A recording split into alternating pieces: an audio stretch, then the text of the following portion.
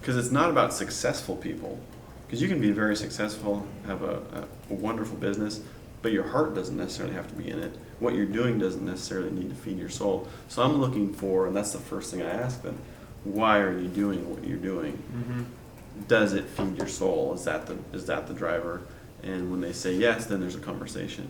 And so I'm trying to basically put content out that's beautiful, that's well done. What's the meat of the story is showing people that there's a way to live a life of depth. Yeah. And not to carbon copy the stories that I'm telling, but to be inspired, become inspired, and create your own path forward.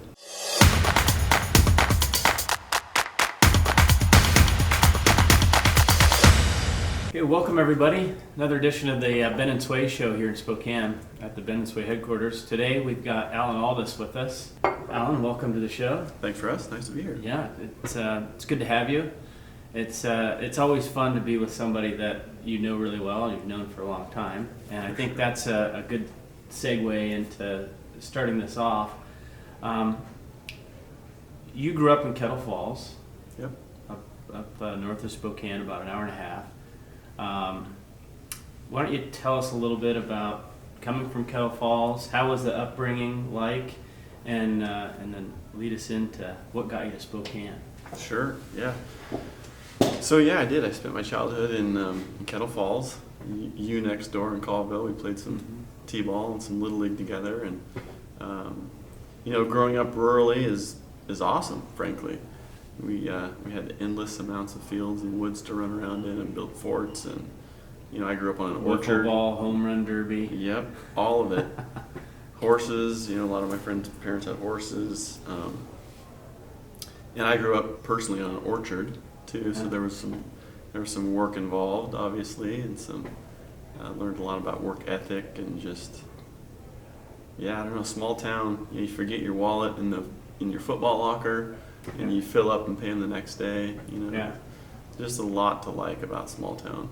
Yeah, it's a great place to grow up, and we did a lot of skiing together and other things, and it's funny how 49, love it. Yeah, it's funny we were so serious about all those sports that we can't play anymore, and yet skiing was one of those things we did on the ski bus that we can still do today. We can still do it well today too. Yeah, yeah. So that was great, and then I looked at a lot of different colleges, and Gonzaga at the time was kind of the last on my list because it was too close to home, frankly, and I wanted to kind of get away and just explore the world.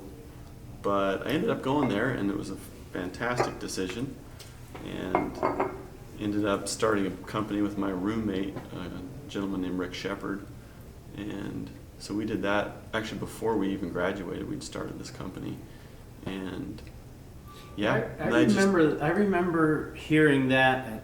I think it was an event with our mutual friend Jason Barker up at his place after, right about graduation time. I think he went off to Virginia out at WSU. You went to Gonzaga, and you talked about this company, and then it wasn't long after that I came and visited you here in Spokane, and you I think were off a second or something. Yeah, like that. That's right. You did. Yeah. And you guys were doing like video surveillance hardware or something like that when DVRs didn't even exist. It was pretty new at that point. I think if I remember, early 2000s. It was right? 2002 or 3 when you. I remember that clearly. And John Swatzell was there. Hadn't seen him for a long time. He's still there. Yeah, that's great. There, yeah. And then you guys grew that significantly, right? And then moved out to Liberty Lake. Yeah, we bought the old Range Rover building out in Liberty Lake, and one of the things that kind of pivoted me to what I'm doing now with Awaken Your Passion was actually that move, because it was a car dealership which classically has only a few offices and a massive showroom to park these Range Rovers. And so I, as CFO, I kind of took on this napkin design, architect, because we didn't need to pay for an architect. It was all internal remodeling, and kind of project manager on about a $500,000 remodel of that Range Rover building to make it work for us, conference room, and cube space, and offices. And that really, at that point in my career, I was hitting the snooze button. I was kind of dragging. And this project was like, you know, I'm up at 4:30, ideas, I'm waking up before my alarm. Yeah. That was kind of the first time that I really was like, okay, there's something more here than we talked about this before, and it really, I think a lot of people can relate to it. And you told me that, so you went high school, Kettle Falls, did well in school, got into Gonzaga, and then you kind of had a suggestion that led you into accounting. It wasn't you weren't awakening your passion to go into accounting because you wanted to do accounting. You kind of, like so many of us, we get to college and we're like, I don't know what I want to do. And so you got into accounting, and so that that's kind of a cool story. I'll tell that. It's pretty quick too. Actually, my business partner, Rick Shepard, his dad was an accountant in Boise, and he had counseled Rick and me indirectly, you know, if you don't know what you're going to do, because Rick was actually a criminal justice major for a time, and he wanted to maybe even go into the FBI or something, because his sister was in the FBI. And his dad said, you know, if you're not all in on any one particular thing, major in accounting, because you need to know it if you ever start your own business. Yep. You know, it's just helpful in a whole lot of different, even if you're not performing accounting functions, it's good to understand it, you know, for the people that might be reporting to you, whatever. And so that's what we did. But we knew we didn't want to go Big 5 or Big 6 or whatever it was at the time. So we started a company. Yeah, that's very cool. So you're not doing that now. So you guys did that, kicked it off. The company's still going. You made a decision that, you know, I want to go do something else, and you started doing some searching, soul searching, whatever. I did. You know, it's kind of crazy to think back, honestly, but I basically just blew up my whole life. I mean, I sold my shares over a period of 4 years, ended up getting divorced. You know, you pretty much just like dynamite your soul, and then you put the pieces back together. I wouldn't necessarily recommend it, but it's what happened, and it has led me to this point. So it's been very good. It's been so much growth. It's a version of the American dream. Unfortunately, I hate to say it that way, but I mean, a lot of us find ourselves in those kind of histories, you know, as we go. Well, pain equals growth. I actually did a podcast in Portland a week and a half ago, and you know, it's like if your soul's never bled, and you've never cried significant tears, and I mean, those things are both fertilizer for growth. And so let's get into that, because that leads on to you did a few things. You did some apparel. You worked with another friend of yours that's an artist, Ben Joyce, I think is his name. Yep, with some really cool artwork. You guys did LYP for a while, and then most recently, and you and I have worked together on a few projects, but most recently you've created your own Awaken Your Passion brand. You also, and I think we could touch on this, I think it's a fascinating story. You have connections to Kenya, and you run the Kenyan Coffee company, so you bring coffee from Kenya. I do. So you do a number of things that are very interesting, and I think there's a ripple effect through Spokane and the region that you're providing, and I think on the cusp of, with a number of things you're doing. Yeah, thanks. I appreciate that. So why don't you tell us about that? Yeah. So the coffee thing, you know, what I've learned how to do in terms of how I filter my life is that my soul needs certain things to be healthy, productive, and happy. And so travel is definitely one of those. And I don't travel enough, to be honest with you. But the Kenyan Coffee deal allows me to visit my sister, who's married to my brother-in-law, Mwagi, and they live in Nairobi. So it's a fun business, but it kind of backdoor allows me to get over to Kenya more than I would normally. Yeah. So that's kind of that, and I love coffee. You have had a passion for coffee. And Kenyan coffee is, you know, good Kenyan coffee is very tough to there's beat. that one coffee that you bring in that I swear tastes like there's a natural taste of almost roasted marshmallows, like perfectly roasted marshmallow. There's a smell and a taste, and it's like no other coffee. I think it was the Kianjegi that we took up to Scott Brothers that time up in Curlew. So I do that, yes, and then Awaken Your Passion. It's funny because in that podcast 2 weeks ago, it came up, well, so you're basically telling people with Awaken Your Passion to dynamite their whole lives. I'm like, no, that's actually not what I'm saying. What I'm saying is learn to listen to what your soul needs and give it more of that. And it could be an hour a day. It could be 15 minutes a day. Yeah. You don't need to do something maybe that drastic. Yeah. But in my case, that's what happened. That's what I'm doing. And so, yes, I worked with Ben Joyce. We did some apparel together, and then he needed to focus on his art, and that was, the timing worked out.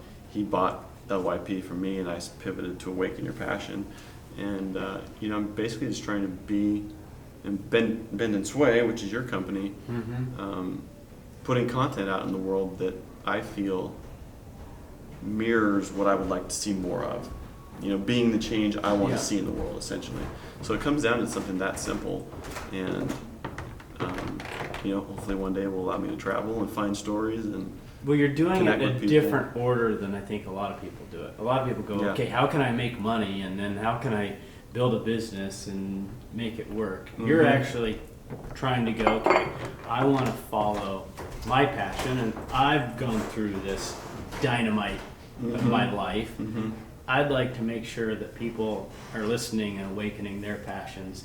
Then you build a brand and a community around that, and then with that, you're going to do some pretty cool things. And we actually talked about that last week, where you, in fact, could do some things with the brand to do maybe a foundation or something non-for-profit, so that you could reach out and touch people as you have success. And I think that's really cool. Absolutely, and that's a dream for sure. Yeah, and you just take one thing one step at a time.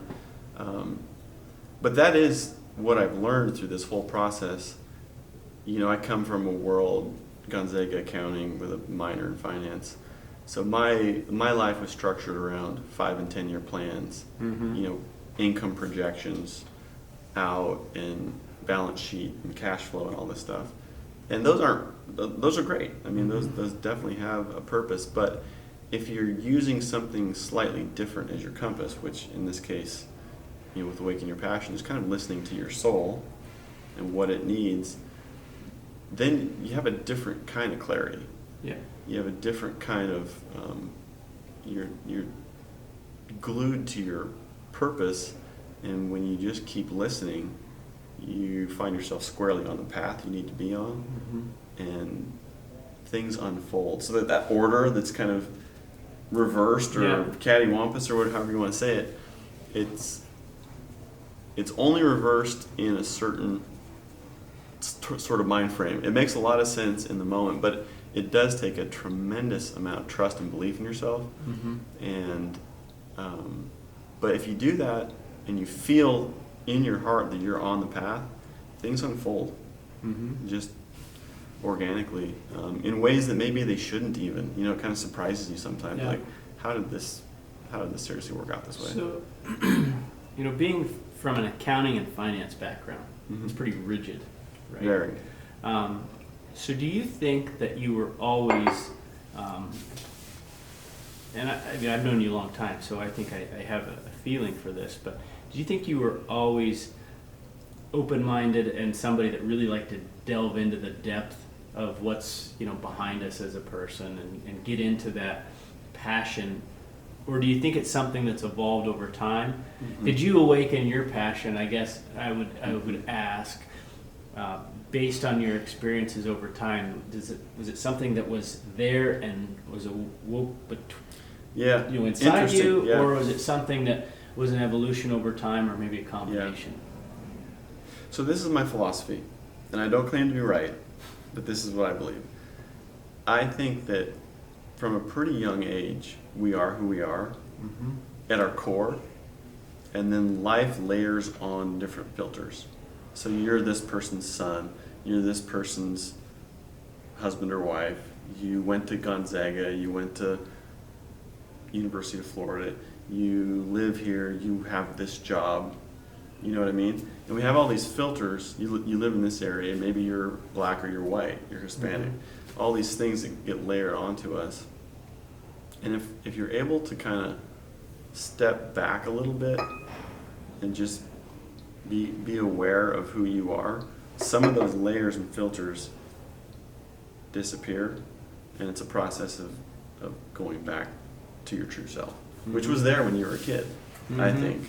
And so it's almost like this process of remembering who you are and letting some of the foolishness drift away. That isn't you. I always think it's fascinating to have these conversations with you, and we've had them many times at different levels and different depths. I have also got into meditation at a much less refined depth than you get into, but it's something that really helps us ground ourselves. And I think one of the things that you experienced and that you might be able to talk to is that you go down a path, you have the layers or what have you, and you just build this structure every day, and you keep going and you keep going, and you don't ever take that silent time for yourself. And I actually listened to or read the book, The Miracle Morning by Hal Elrod. Okay. And it has a set of things that you should try to do before 7 a.m. every day. One of them is silence. Yeah. And so I try to do that every day, whether it's using a Headspace meditation app or something like that. Yeah. And then I do the other things that are important to me. And I think that's it's something I didn't do for a long time. I was very productive in business, but if you don't allow yourself to kind of anchor in or get some clarity of yourself, you can find yourself a long ways from where you should be in terms of being centered with yourself. And so I think all of us have a different level that we need. And I always find it fascinating the depths and the levels that you're willing to go and experiment with and try to learn about. I think it's that same kind of, certain people need more balance in that regard than others. Some people just have that organizational mind, and they like, I still think they would be helped by a little mindfulness here and there. But I think it's really fascinating to have my own path in that, and then to hear you talk about yours. Yeah, so I can speak to that a little bit. So my personal belief is that mindfulness helps everyone. Whether you do meditation or not necessarily. But what it does, if you can still your mind, you can create separation between the thoughts that we all have, kind of the noise constantly circulating in the back of our minds, and who we are. There's actually a difference between the two. But we're so tightly intertwined that we really think we are our thoughts. So every worried thought, every angry thought, everything that comes through there is right into it's who you are, it's who your emotions are. And with mindfulness and meditation, you can create separation so that here's these thoughts over here, but you're just observing them from a distance. And that helps with patience, it helps with pace of life, because you can react slower, and you can take your time and do less, but do it more meaningful, and actually create more results with less motion, if you will. But, and here's the critical thing, what I've learned with this Awaken Your Passion and doing all these subjects with Lindsay in particular, because she and I do the audio together, most of these, more than half of the subjects don't meditate. Yeah. But they do, because, here's Christy Bogle, who is making jewelry 7 or 8 hours a day, and she's meditating for half that time while she's like in her zone. And that's really common. Ben Fife making leather at Westward Leather.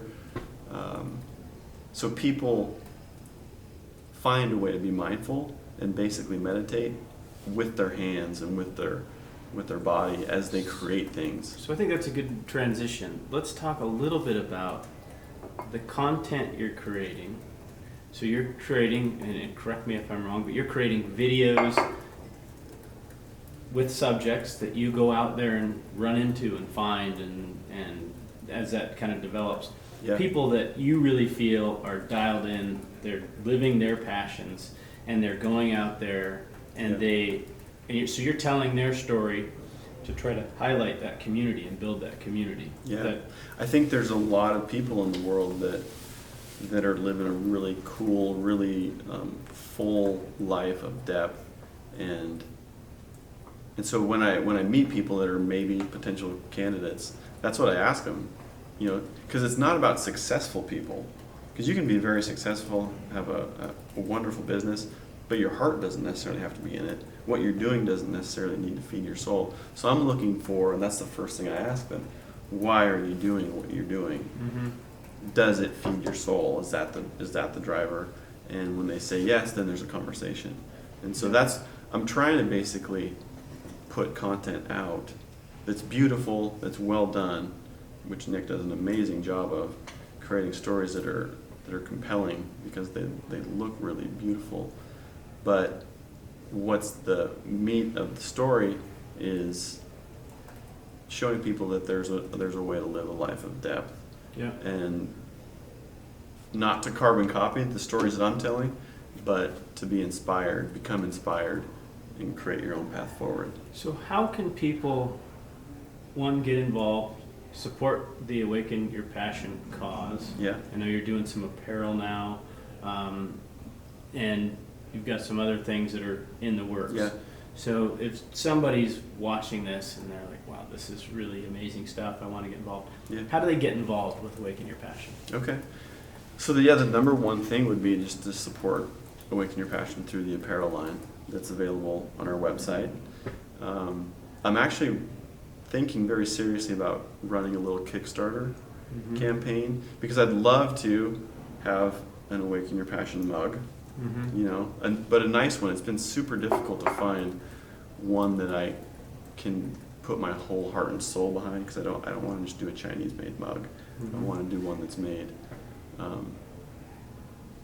I don't know exactly what I want to do, but it needs to be right before I launch it. So I'd like to do a Kickstarter for that, and maybe a hat line. Mm-hmm. So that could be potential here soon. And the other way would just be to reach out, follow on Instagram for sure. Mm-hmm. Connect with us, DM the brand on Instagram if you have an idea of a story, or if you yourself might want to be a candidate. And yeah, I mean, let's just inspire the world. Let's do this. I mean, there's so many people out there that I think, well, two. One, they are already inspirational, living inspirational lives. But two, there's a whole group of people that need inspiration to kind of get on track and live their best life. And so, as we wrap up here, why don't you talk a little bit about some of the people you've touched and the feedback and the maybe a story about somebody that you didn't know when you started this path, that Awaken Your Passion has reached and impacted in a very positive way. one of the subjects that we covered. Whatever, if it's somebody that's reached out to you through social media, or somebody that you've covered and that's turned into a fruitful relationship. Just tell a story around how that community has been fostered through a particular story. Two really quick stories. So one, there's a thing called the Passion School, and we've connected through Instagram. And it's this woman, Karen, who wrote a book, and basically it's really cool. The book is about how to discover your passions. And so it's almost like one of those, I remember in high school where you take those aptitude tests, and if you're good at math and you're good at this and that, you kind of try and shift you into your potential career. Well, this book is all about honing in on your passion. So actually, she reached out to me on Instagram, and we actually have a call later today. Oh, cool. To talk about maybe some collaboration or something. I That's think there's some synergy there for sure. That's the power of social media. It's amazing. Because you just don't know who's watching it, digesting it, and going to reach out. It really is amazing. And Instagram in particular, for some reason, just the global. So the other thing is there's been maybe 1,000 new followers from Europe. And so that has been really cool because I've always felt that Awaken Your Passion was not bound by language or borders or, it's just that human component that we all have to pursue something that lights your soul on fire. And so the next story is really cool. A guy named Jan reached out from Slovenia, And he's making really cool reclaimed wood tables. Just a really, really cool guy. He wanted us to do a story on him. And obviously there's significant geographic barriers. Nick doesn't even like to travel to Chini, let alone we were pretty close Slovenia. when we were in Austria. We right were. next door. I know. But turns out he had amazing video footage, and he's right this week recording his audio for us. And so we should be able to tell So our you're gonna first. piece something together. We are totally Yeah. going to piece something together and tell his story. So it'll be the first one that's, we've done Idaho, Washington, Gigi, who's Farm Fresh, who's our t-shirt partner, California. So basically Pacific Northwest, but this will be like a big leap. And it's something that I've really kind of dreamt about for a long time and wanted to do. But again, not knowing how to do it here, Jan falls in our lap. So you're really you're kind of taking it beyond that think globally, act locally with Hail Zale slogan. Yeah, but you are acting locally. You are doing things in the community of Spokane, in the Northwest. I know you're passionate about this area, for sure. But you're also reaching out and trying to create awareness on a global scale. I think that's really cool. Yeah, for sure. I think that our world feels much more fragmented than it actually is. Depends on what you focus your time and attention on. But I would like to encourage people, if they follow Awaken Your Passion, you'll see a smaller world. You'll see people from halfway around the globe that are much more similar to you than different. Yeah. Well, cool. Hey, I think we've covered a lot today. We have. And I appreciate your time and coming in. And you're also, as you talked about, a client of Bendon's Way, and we appreciate the business and being able to help tell those stories, because that's a fun thing that you and I talked about well before Bendon's Way. But the avenues now to tell stories through video and images, and then the dissemination through social media, and then that ability to communicate with others without borders is pretty amazing. And so, it's fun to watch your progression with your brands and see that go. So, well, thank you, Russ. Thanks for the invite. It's an honor to be here, and thank you to Bendon's Way. You guys do an awesome job. Well, great. We're looking forward to thanks for coming. the year Best ahead. of luck in everything going on, and I know it'll be a successful ride and a fun way to further your horizons. Yeah, thank you. And I plan on building my next house out of your CLT, so Yeah, I look forward to that too. That's exciting. Okay, thanks, Tom. Cheers. Appreciate Thank it. you. Appreciate it.